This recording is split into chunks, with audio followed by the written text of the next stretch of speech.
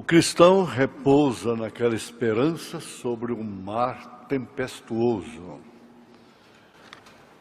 Tendo, pois, irmãos, ousadia para entrar no santuário pelo sangue de Jesus, pelo novo e vivo caminho que Ele nos consagrou, pelo véu, isto é, pela sua carne, e tendo um grande sacerdote sobre a casa de Deus, cheguemo-nos com verdadeiro coração, em inteira certeza de fé, tendo os corações purificados da má consciência e o corpo lavado com água limpa.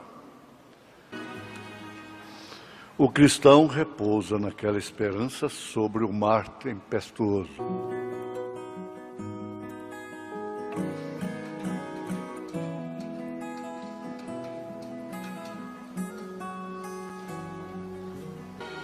Ouvintes,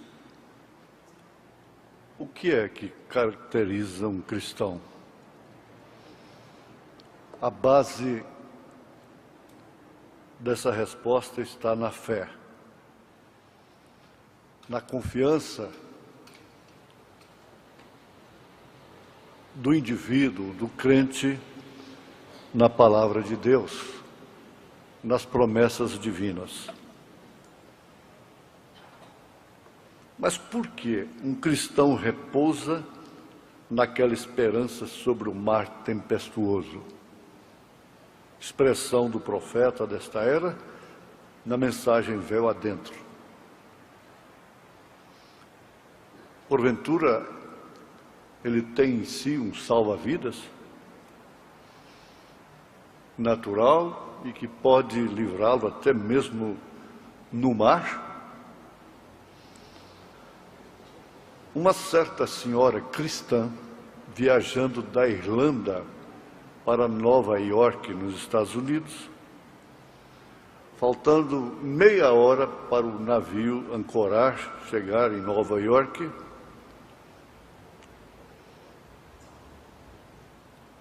o navio foi acometido por uma tempestade. E então a tripulação, os condutores tomaram as devidas providências e chegaram a dizer: quem reza, reza, quem ora, ora, pega com seu Deus, porque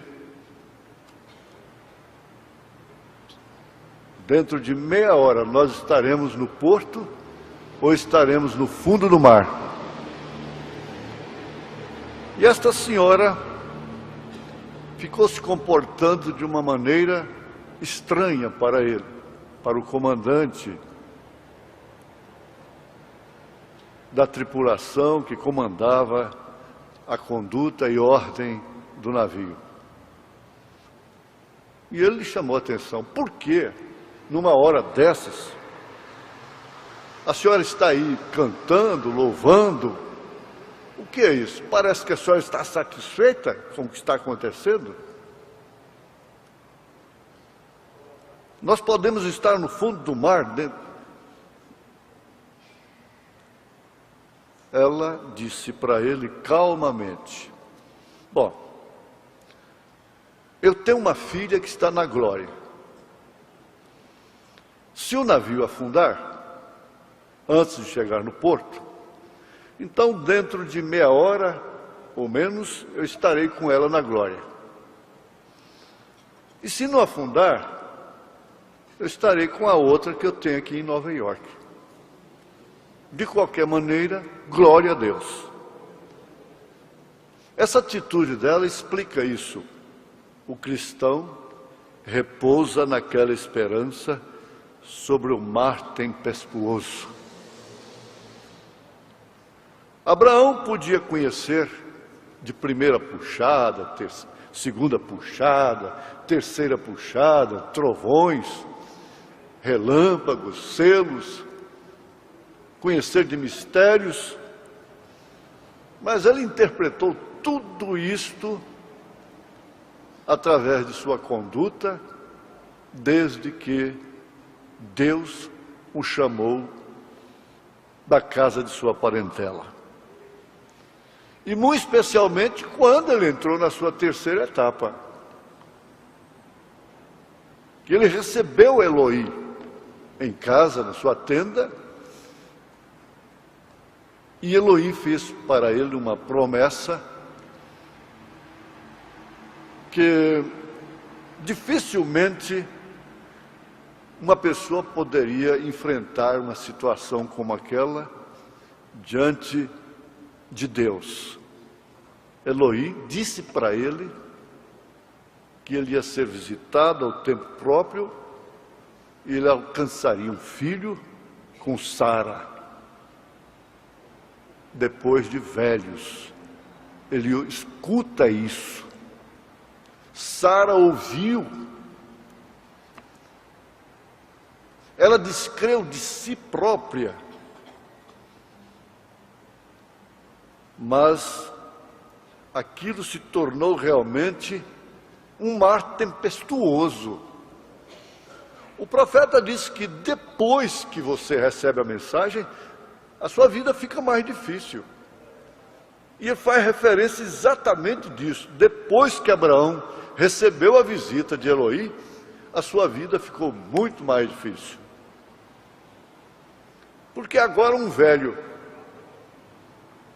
alcançado pelos anos, uma velhinha, ter que contar com um filho de suas entranhas,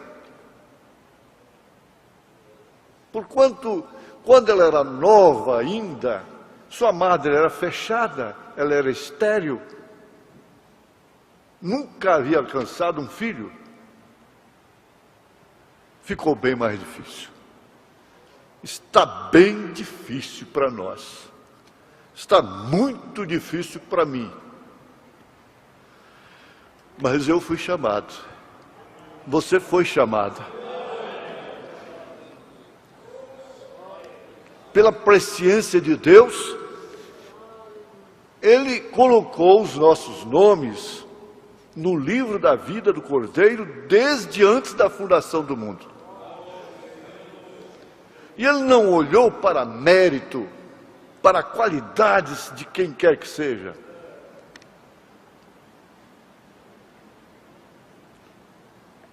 O profeta continua. Claro, tormentas surgem. O irmão Neville, pastor do Tabernáculo Brana, então, ainda com o irmão Brana ali, fez uma oração em uma das mensagens do profeta. E ele disse: Senhor, tenha misericórdia daqueles que estão passando por tribulações, provas difíceis, enfermidades e coisas terríveis em suas vidas. Mas veja só como ele conclui aquela oração. E tenha misericórdia de nós.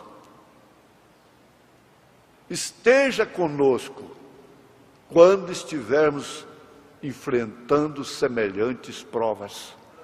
Semelhantes. Ele tinha consciência de que ele também enfrentaria, por fim, até uma cadeira de rodas.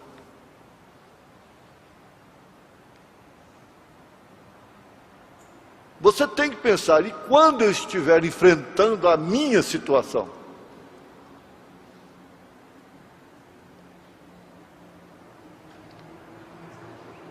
Um companheiro nosso disse: eu fiquei 3 dias na UTI.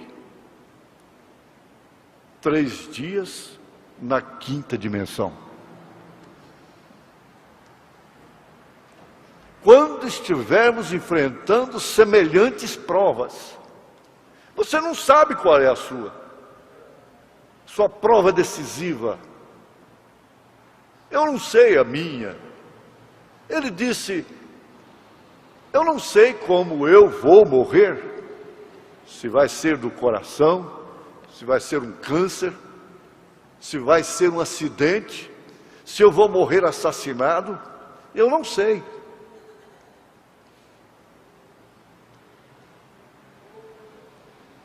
Cada um tem que enfrentar semelhantes provas. Claro, tormentas surgem, todas as classes de problemas, porém, estamos ancorados. Afirma como um homem de Deus, isso é suficiente. Aquele velho navio descansou nisto. Eu tenho uma âncora. Nunca se afundará. Não pode afundar. Ele está falando do cristão. Ele está falando aqui do crente que trilhou o caminho do Santíssimo Lugar, que entrou o véu adentro, que não ficou no átrio apenas, na primeira puxada, primeira etapa, não ficou no lugar santo, no santuário apenas, mas entrou o véu adentro, o véu rasgou de alto a baixo. Não pode afundar. O profeta comenta: em minha vida tenho visto a cristãos levantando-se e caindo. Isto sempre me deu que pensar. E sem pregar este texto nas outras igrejas a que tenho ido, tenho crido ser mais conveniente trazê-lo à minha gente. Aleluia. Você pertence à gente do profeta.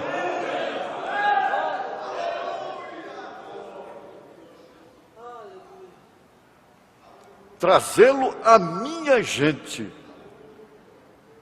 A minha gente, porque as pessoas são circuncidadas. Circuncidar quer dizer tirar o excedente. Você encontra a essas pessoas que parecem ser muito religiosas, parecem ter um desejo profundo e diariamente buscam e procuram e aspiram por Deus e nunca se fixam na hora de uma onda, não propriamente de uma tempestade, mas de uma onda apenas. Mostra que não está ancorada. Mostra que não está ancorado. E que está pronto para sorrir, se alegrar, quando tudo passa, quando tudo vai bem. Mas um segredo existe nos 7 trovões do Apocalipse. Esse segredo é tremendo. Está em Atos dos Apóstolos. Que eles voltaram regozijando-se por haverem sido dignos de padecerem afrontas, cadeias, chicotadas, perseguições, tempestades, pelo nome de Jesus. Oh, sim, isso dá vontade de ser cristão, de encomendar todas as lutas, dificuldades, todo o nosso afã, tudo que desejamos, filhos, mulheres, maridos, amanhã, o futuro, encomendar tudo a Deus. Ele disse: eu encontrei uma mulher, ela estava com 60 anos de idade, com aparência de 30 anos apenas. 30 anos de idade era sua aparência. E eu lhe perguntei, por que isso? Como a senhora conseguiu isso? Ela disse, ainda jovem,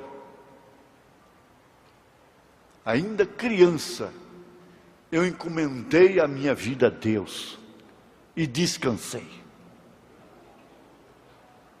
Sou descansada em Deus.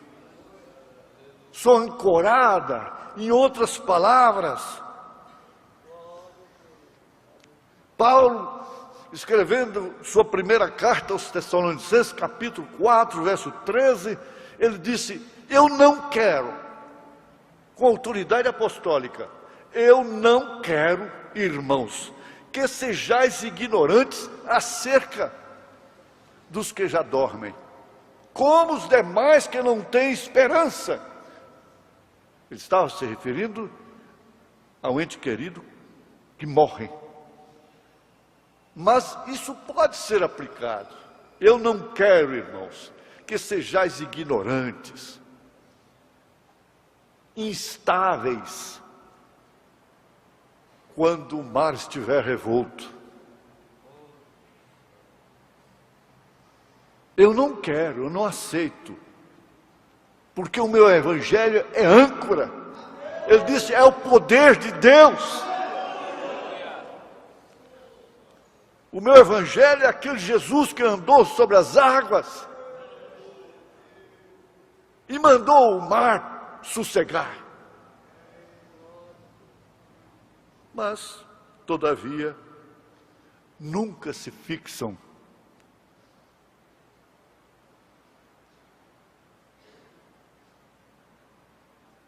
Não tem aonde possam estar estabelecidos, não tem como ficar ancorados em Cristo.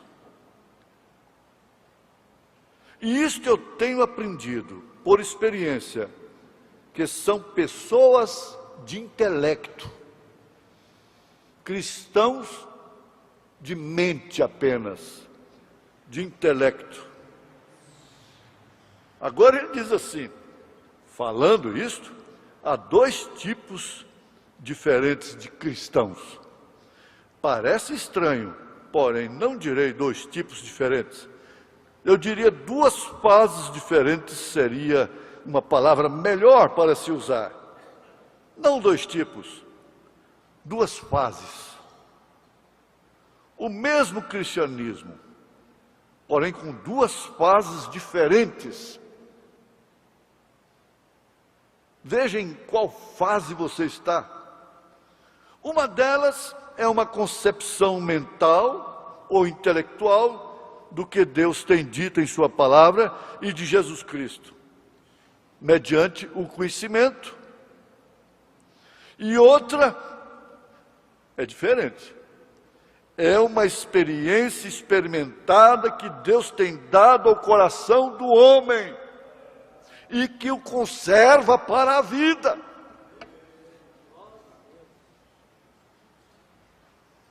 Esse é o conservante de Deus.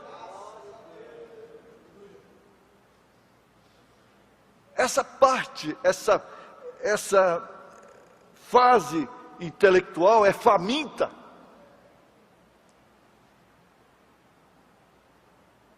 Se deleita em Deus, mas seu deleite não se arraiga, não tem sustentação. A outra parece ter vitórias contínuas, sempre sorrindo, sempre ancoradas, sempre de bom humor, sempre transmitindo virtude, temperança, paciência, piedade, amor fraternal. Nem as provas, nem as tormentas lhes alteram. Antes, eles parecem ter algo ao seu redor que a gente que é cristã e trata de viver para Deus, admira esse tipo de cristão, se sente bem perto desse tipo de cristão. é alimentado, recebe virtude. E eu tenho me perguntado, Senhor, que é o que esta gente tem, que os outros tratam de obter e parece que falham em conseguir?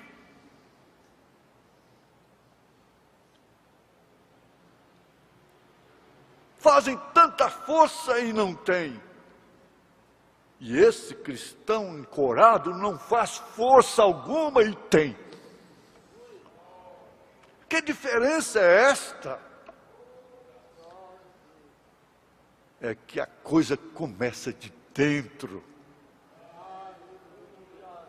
E eu sei que essa é a grande pergunta de todos os corações, daqueles que servem a Cristo. E eu nunca vi uma pessoa que alguma vez veio a Ele, a Jesus, que haja sido decepcionado. Depois que passa, a vida nunca mais parece correta para eles, de modo algum. Isso se referindo aos que se afastam de Cristo. Nunca está correto. Não há uma ressonância. Por isso não pode ter fé na oração. Por isso não pode ter ousadia para entrar no santuário, pelo vivo sangue do Cordeiro. Aleluia. Eu estava falando ontem com um homem de cor, que me contou de um ministro que se desviou e fez pedaços suas notas de pregar, e as lançou ao cesto de lixo, e disse: já me cansei disto, estou decepcionado. E no próximo domingo comprou uma caixa de cerveja e se assentou num lugar e a tomou. Um par de semanas mais tarde, morreu em sua cama. A mensagem veio adentro, é sem dúvida alguma um tônico para os eleitos. É um tônico para você, em nome de Jesus Cristo. Amém.